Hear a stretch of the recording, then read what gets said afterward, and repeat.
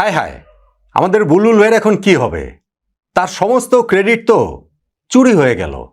আর তা চুরি করলেন পাকিস্তান ক্রিকেট বোর্ডের চেয়ারম্যান মহসিন নাকভি। এবারে টি-20 বিশ্বকাপে বাংলাদেশের খেলা না খেলা নিয়ে যা যা হলো, তাতে Bangladesh cricket board president Aminul Islam Bulbul ভাইয়ের সবচেয়ে বড় ক্রেডিট কোট আনকোট সম্ভবত বাংলাদেশের বিশ্বকাপ না খেলাটা নিশ্চিত করা।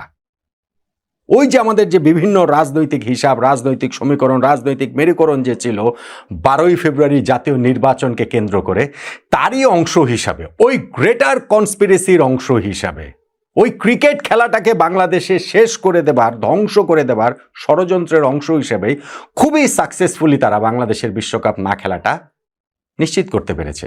কিন্তু এটাকে তো আর ক্রেডিট হিসেবে জাহির করা যায় না। এই নিয়ে কথা বলার সময় তার উচ্ছ্বাস প্রকাশ করা যায় না। তখন কিছু মন খারাপের কথা বলতে হয়, তখন ক্যামেরার সামনে একটু বিমর্ষ হতে হয়।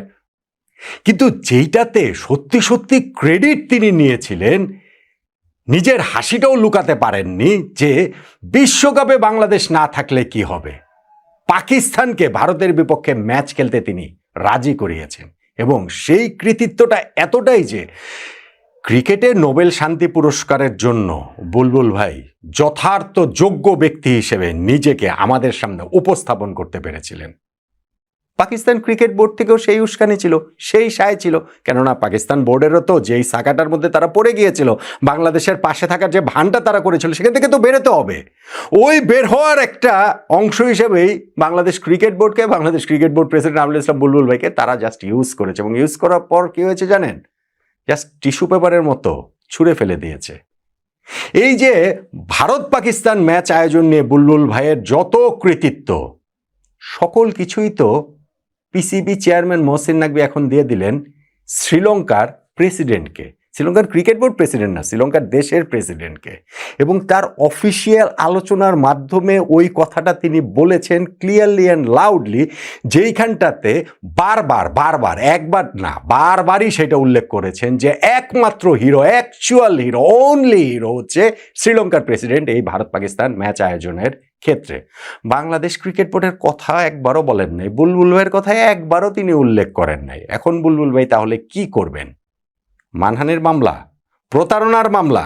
পাকিস্তান ক্রিকেট বোর্ড যে এইভাবে প্রতারণা করলো বাংলাদেশ ক্রিকেট বোর্ডের সঙ্গে, পাকিস্তান ক্রিকেট বোর্ড চেয়ারম্যান যেভাবে প্রতারণা করলো বাংলাদেশ ক্রিকেট বোর্ড প্রেসিডেন্টের সঙ্গে, প্রতারণার একটা মামলা বোধহয় করে দেয়াই যায়। ওই যে বাংলাদেশের আন্তর্জাতিক আদালতে যাওয়ার যে একটা আলোচনা উঠেছিল না, আমরা যে বিশ্বকাপে খেলতে পারছি না, court of arbitration for sports আমরা কি মামলা করব, তখন তার ওইটা করেনি। বাংলাদেশ ক্রিকেট বোর্ডের ওই একমাত্র সুবুদ্ধির পরিচয়টা তারা তখন দিয়েছিল। এখন কিন্তু বুলবুল ভাই আসলে সেই প্রতারণার মামলাটা করে দিতে পারেন পিসিবি চেয়ারম্যানের বিরুদ্ধে।